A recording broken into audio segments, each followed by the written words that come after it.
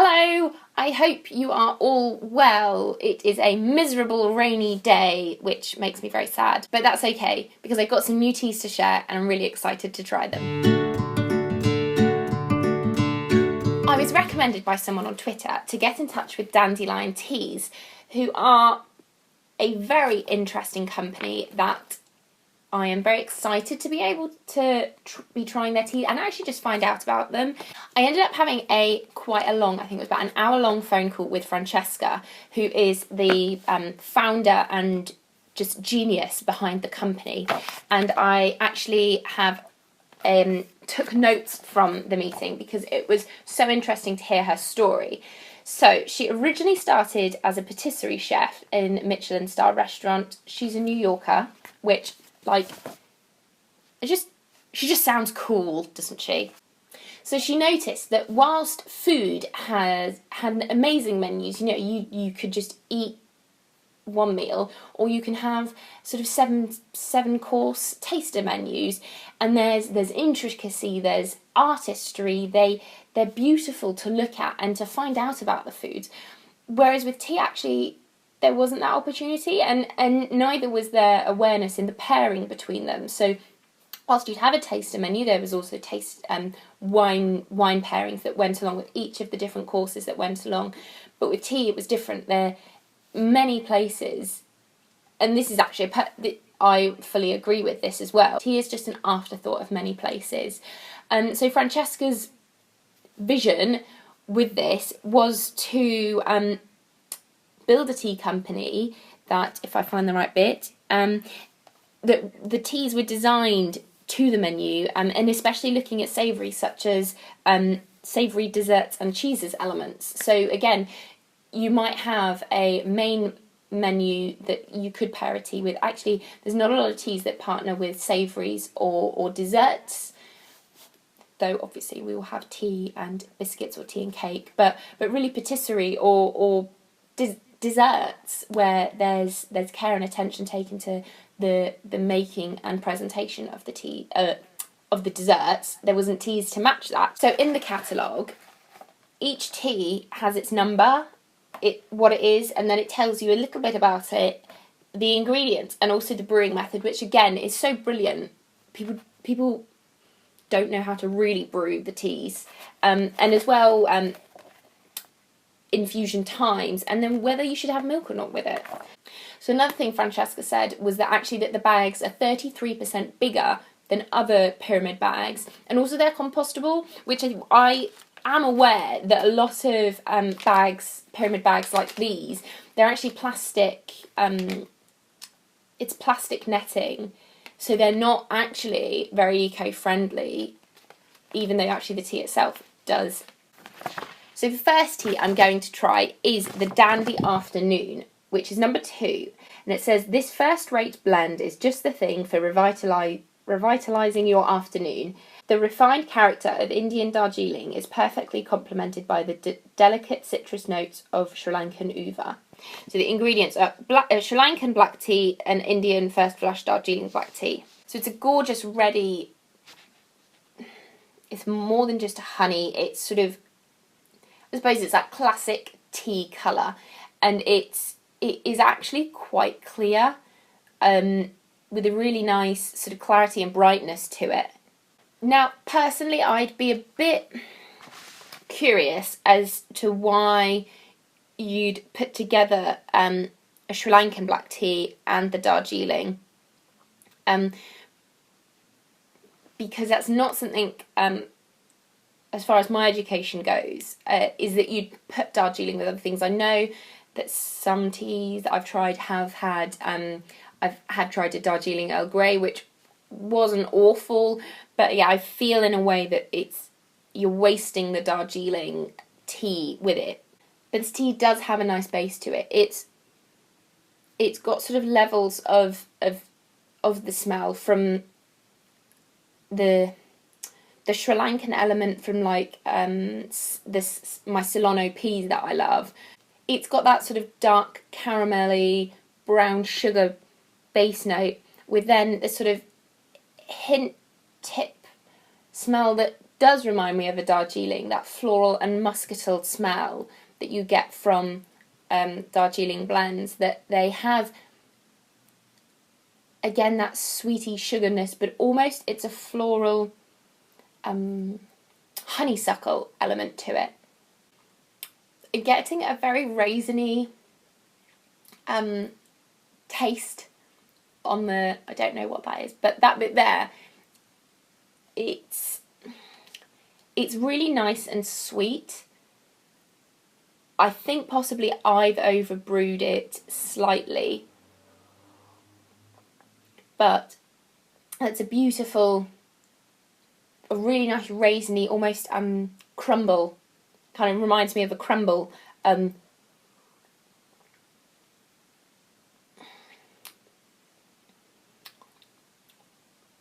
It's a bit drying on the front part of my tongue, but it's actually, it's moreish, and it's, what's that said?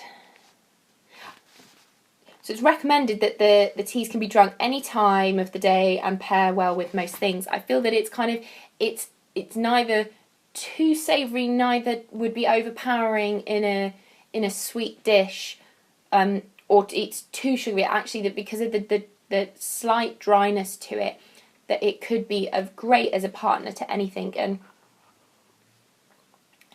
again, it's got that kind of does have that sort of revitalising element to it. But that is a very nice afternoon blend, definitely. Then next is going to be a bit of a controversial blend. It is a coffee frangipane. Satisfy your sweet tooth with this voluptuous, enticing blend. Bold and smooth Sri Lankan black tea, excellently paired with rich coffee beans, soft vanilla, and heavenly almond pieces. Ingredients: Sri Lankan black tea, coffee beans, almond pieces, vanilla pieces, flavour. Infuse for 3 minutes and drink with or without milk. This does come from the pastry blends section. Great in the afternoon as a pick-me-up and pair well with breads and pastries. So I feel like I should have had a croissant with me whilst tasting this. But that sounds, again, very interesting, that if you're having something, a pastry, it's quite buttery and quite sweet. Is something like a traditional everyday blend or an Assamware or something where you're having milk with it, for me that's just too much, whereas actually something a bit of a different flavour that does cut into it and really enhances the flavour of the food as well. So this is coffee frangipane. I'm intrigued to see what it does taste like. I can sense that it's not going to be for everyone, especially the complete tea purists, but it's interesting actually that things are getting paired together. And again, I'm a tea cocktail lover, so if we're putting alcohol and tea together, could we explore the potential of putting coffee and tea together?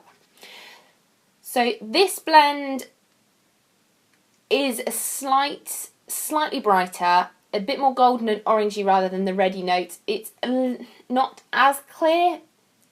It does have a slight haze to it, but it's still very vibrant in its colour, and it's got a lovely sort of golden hue on the around the edge of the cup. So definitely can get the almond frangipane notes to it, and the vanilla. Reminds me almost like what one's it up there? The T2 New York breakfast, where it's got the vanilla and that sweet, sugary notes to it.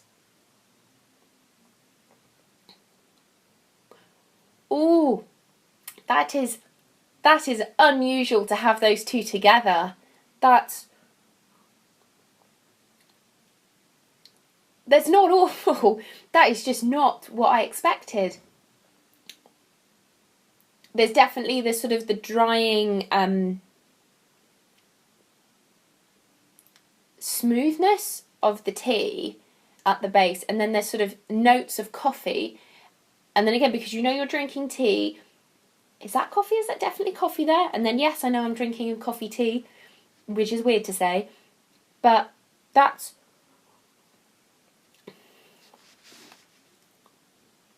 it's like drinking tea and a coffee frangipane cake at the same time. It's a very mix of sensations, and again, my brain isn't quite clicking that tea and coffee at the same time. It's not like someone's just put a cup of tea and a cup of coffee and mixed it. There's definitely a brilliant balance between them. They're sort of perfectly paired, and again, the almond and the vanilla, they match it.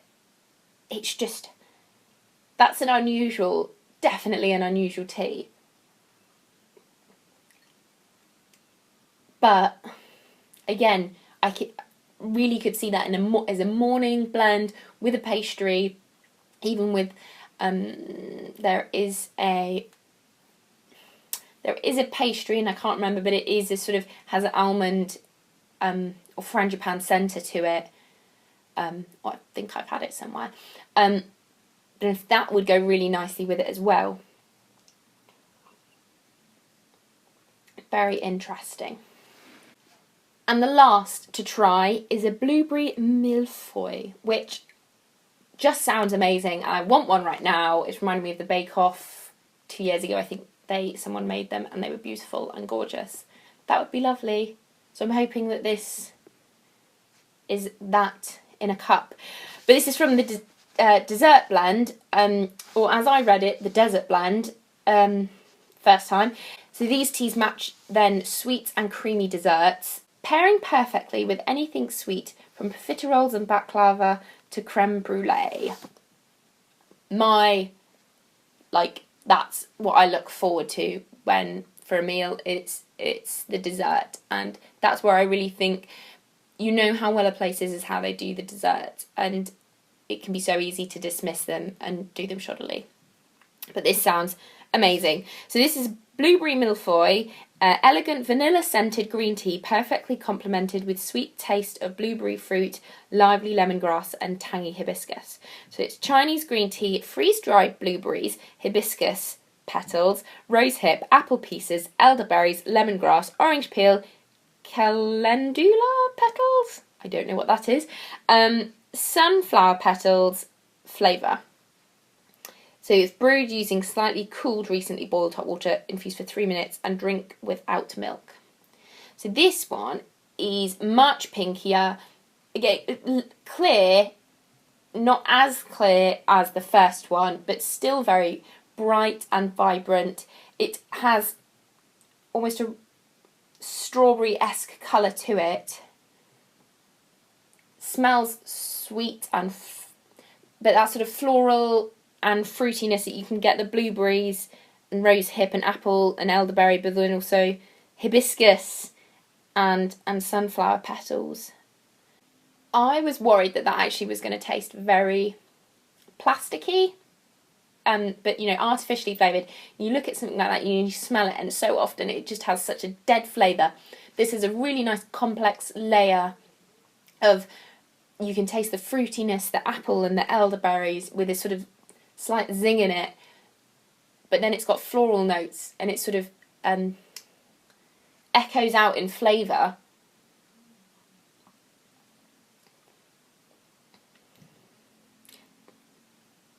I don't know what it is. It might be the lemongrass, but it's almost like a kind of almost a hint of mint. Or something, just kind of, let's take a flower example, as there's the petals and then there's the green that sort of surrounds a rose. It's almost like that, there's kind of this protective layer around it that just brings all the flavour together.